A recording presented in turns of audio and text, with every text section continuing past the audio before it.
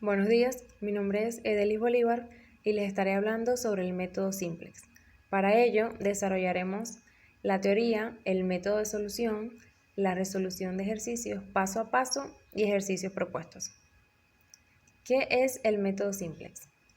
Corresponde a un algoritmo iterativo desarrollado por Dantzig en 1947, en donde se busca alcanzar el máximo o mínimo, según sea el caso, de una función lineal compuesta por un conjunto de variables que deben satisfacer condiciones impuestas por restricciones lineales en forma de inecuación, en donde siempre se hallará como mínimo una solución óptima.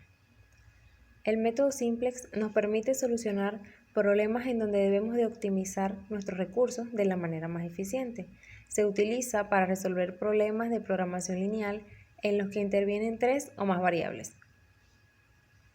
A pesar de ser un método que cuenta con un procedimiento algebraico, los conceptos del método Simplex originalmente son geométricos. Por lo tanto, al comprender las definiciones geométricas que nos brinda, se puede generar una acertada intuición de la manera en que este método trabaja. Conceptos básicos. Variables de holgura. Las variables de holgura permiten convertir las desigualdades de las restricciones en igualdades. Variables básicas. Son aquellas que indican los valores de x, y y z para sustituirlos en la función objetivo. Variable entrante. Es aquella cuyo valor en la tabla inicial del método tiene el mayor valor de los negativos. Variable saliente. Es aquella que en la tabla inicial del método resulta el menor valor de los positivos al realizar la prueba de la razón y cuya intersección con la columna de la variable entrante determina el pivote. Prueba de la razón. Es aquella que resulta de la división del coeficiente de la variable básica y el coeficiente de la variable de entrada. Pivote. Es el coeficiente que está en la intersección de la columna de la variable que entra y la fila de la variable que sale. Algoritmo del método Simplex. Primero debemos de construir la primera tabla. Para ello debemos de normalizar las restricciones, también evaluar las variables que entran, las variables que salen, el elemento pivote y actualizar la tabla. Enunciado del ejercicio número 1. Toico utiliza 3 operaciones para armar 3 tipos de juguetes: trenes, camiones y carros. Los tiempos diarios disponibles para las 3 operaciones son de 430, 460 y 420 minutos respectivamente. Y los ingresos por unidad de tren, camión y auto de juguete son de 3, 2 y 5 dólares. Los tiempos de ensamble por tren en las 3 operaciones son de 1, 3 y 1 minuto. Los correspondientes por camión son de 2, 0 y 4 minutos y por auto son de 1, 2 y 0 minutos. Para resolver este ejercicio vamos a pasar al paso número 1. Tomar las variables de decisión. En este caso tenemos a x1 que representa el número de trenes, x2 el número de camiones y x3 el número de autos. Luego proseguimos con el paso 2. Se construye la función objetivo y se iguala a 0. En este caso nos piden maximizar las ganancias de acuerdo a los recursos y las restricciones que tenemos. La función objetivo es 3x1 más 2x2 más 5x3. Igualándolas a 0 nos quedaría z menos 3x1 menos 2x2 menos 5x3. En el paso número 3 debemos buscar las restricciones del problema y convertirlas en igualdades. En el lado izquierdo tenemos las restricciones como desigualdades y en el lado derecho como igualdades, adicionándole las variables de holgura a cada una de ellas. El modelo estándar quedaría de la siguiente manera, colocando las variables iguales una debajo de la otra. Paso 4. Construir la tabla inicial. Para esto vamos a tener las variables básicas, la variable z, las variables de decisión, que es x1, x2 y x3, las variables de holgura, que son la cantidad de restricciones, que sería S1, S2 y S3, el valor y la columna de prueba de razón, que la utilizaremos más adelante. Formamos la tabla utilizando los valores de los coeficientes de cada una de las variables. En la primera fila tenemos que z es igual a 1, x1 es igual a menos 3, x2 es igual a menos 2, x3 es igual a menos 5, no tenemos variable de holgura ni S1, ni S2, ni S3 y el valor es igual a 0. Para la segunda fila no tenemos Z, tenemos un X sub 1, 2 X sub 2 y un X sub 3 y una variable de holgura. Y así hacemos sucesivamente con las demás filas. Una vez completada la tabla inicial, proseguimos al paso número 5, donde debemos encontrar las variables entrantes y salientes y el elemento pivote. Para obtener la columna pivote, buscamos el valor más negativo en la fila Z, que en este caso sería menos 5.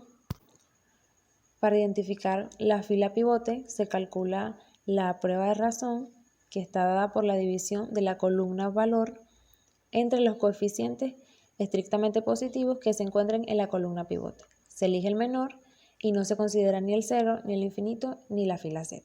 En este caso, la fila pivote es la fila 3, siendo la variable saliente, mientras que la variable entrante sería X sub 3.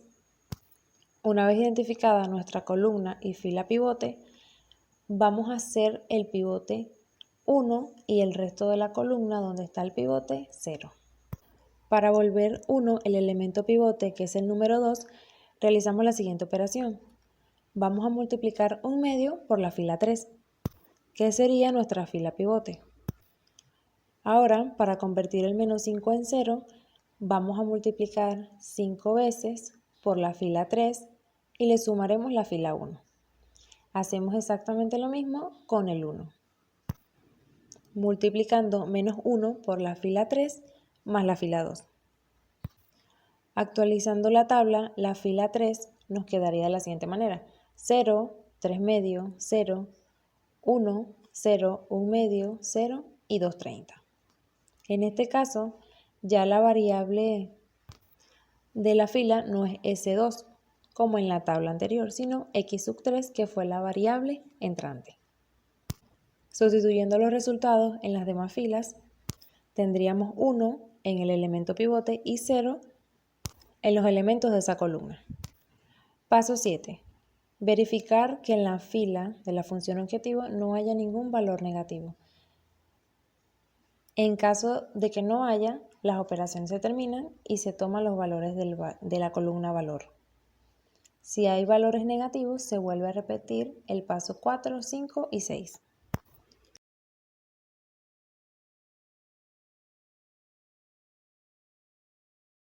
En este caso tenemos menos 2 en la fila Z. Por lo tanto, repetimos los pasos 4, 5 y 6, siendo X sub 2 nuestra columna pivote. Para calcular la fila pivote, dividimos los valores que están en la columna valor entre los coeficientes que están por debajo de la fila Z de la columna pivote, que sería 2, 0 y 4. En este caso no tomaremos en cuenta el 0, por lo tanto dividimos 200 entre 2 y 420 entre 4. El menor de ellos sería nuestra fila pivote. El elemento 2 es el que intersecta la columna pivote y la fila pivote. Por lo tanto, sería nuestro elemento pivote. Lo que sigue es hacer 1 este elemento y 0 los que están por debajo del elemento pivote, en este caso 4. Para convertir el 2 en 1, multiplicamos un medio por la fila 2. Para hacer 0 el menos 2, multiplicamos 2 por la fila 2 más la fila 1. Por último, para eliminar el 4 y hacerlo 0, vamos a multiplicar menos 4 por F2 más la fila 4. Realizamos las operaciones y actualizamos la tabla, quedando la fila 2 como 0, menos un cuarto, 1, 0, un medio, menos un cuarto, 0 y 100. Y la fila 4, 0, 2, 0, 0, menos 2, 1, 1 y 20. Como podemos ver, ya la variable de holgura S1 no está en la columna de las variables básicas porque fue la variable que salió y entra la variable X sub 2. Volvemos a evaluar la tabla y como no tenemos ningún número negativo en la fila Z, hemos concluido, recordando que X sub 1 es el número de trenes, X sub 2 el número de camiones y X sub 3 el número de autos. Como podemos ver, no tenemos X sub 1 en la tabla, por lo tanto quiere decir que no hay trenes. X sub 2 sería igual a 100 unidades de camiones y X sub 3 230 unidades de autos. Z sería igual a $1.350 y S sub 3 nos representaría 20 minutos de sobra de la operación 3. Enunciado del ejercicio número 2. Una fábrica de muebles elabora dos tipos de sillones, tradicional y moderno. La fábrica cuenta con dos procesos, carpintería y tapicería. Hacer un sillón tipo tradicional requiere de 1 hora de carpintería y 2 horas de tapicería, mientras que uno de tipo moderno requiere de 3 horas de carpintería y 1 de tapicería. El personal de tapicería trabaja un total de 80 horas a la semana y el de carpintería 90 horas. Las ganancias por las ventas de un sillón tradicional son de $60 por unidad y 30 por cada sillón moderno. Calcular cuántos sillones de cada tipo hay que hacer para maximizar las ganancias. Lo primero que debemos hacer es tomar las variables de decisión, siendo X el número de sillones tipo tradicional y Y el número de sillones tipo moderno. Luego construimos la función objetivo y la igualamos a 0. Z va a ser igual a 60x más 30y. Al igualarla a 0 queda de la siguiente manera: Z menos 60x menos 30y igual a 0. Luego buscamos las restricciones del problema y las convertimos en igualdades. Y añadimos las variables de holgura por cada una de las restricciones menores o iguales, quedando Z menos 60x menos 30y más 0S1 más 0S2 igual a 0 porque no tenemos ninguna variable de holgura en la función objetivo. Luego x más 3y más S1 igual a 90 y 2x más y más S2 igual a 80, que sería la última restricción, tomando en cuenta que las variables del mismo tipo deben ir una debajo de la otra. Ahora vamos a construir la tabla inicial. Igual que en la anterior, tenemos las variables básicas, Z, S1, S2, que son las variables de holgura, las variables no básicas, X y los valores que se encuentran después de la igualdad en la columna valor. Rellenamos la tabla según corresponda, quedando para la primera fila 1, menos 60, menos 30, 0, 0, ya que no tenemos variables de holgura, y 0 en la columna valor. En la segunda fila tenemos 0, 1, 3, 1, 0 y 90. Para la última fila tenemos 0, 2, 1, 0 y 80. Después que rellenamos la tabla, proseguimos a encontrar las variables entrantes, salientes y el elemento pivote. Recordando que para conseguir la columna pivote debemos tomar el elemento mayor de la función objetivo o de la variable z. En este caso es menos 60. Y para hallar la fila pivote debemos dividir los elementos de la columna valor entre los coeficientes de la columna pivote, dividiendo así 90 entre 1 y 80 entre 2. Pasamos al siguiente paso para hacer 1 el elemento pivote y el resto de los elementos de la columna en 0. Para hacer 1 el elemento pivote vamos a dividir la fila 3 entre 2. Para eliminar el menos 60 de la fila Z vamos a restar la fila 1 a la fila 3 y lo vamos a multiplicar por menos 60 entre 2. Para eliminar el 1 debajo del menos 60 vamos a restar la fila 2 menos la fila 3 entre 2. Como nos pudimos dar cuenta, cada una de las operaciones que se realizan no se hacen como normalmente serían, sino que siempre se hacen en función de la fila pivote, que en este caso es la fila 3. Luego de que realizamos todas las operaciones, nuestra tabla nos queda de la siguiente manera. En la primera fila tenemos 1, 0, 0, 0, 30, 2400. En la segunda fila 0, 0, 5 medio, 1, menos 1 medio y 50. Y en la última fila 0, 1, 1 medio, 0, 1 medio y 40. Como nos pudimos dar cuenta, ya la última fila no dice S2, ya que fue la variable que salió. Por el contrario, tenemos la variable entrante que fue X, que pudimos ver en la tabla anterior. Ya finalizando, verificamos que en la fila de la función objetivo Z no haya ningún valor negativo. Si hay un valor negativo, las operaciones todavía no terminan y tenemos que repetir los pasos 4, 5 y 6. En este caso los valores son positivos, por lo tanto no tenemos que repetir las operaciones. tenemos como resultado que x es igual a 40, y no tiene valor en la tabla, por lo tanto quiere decir que es 0, y z igual a 2400.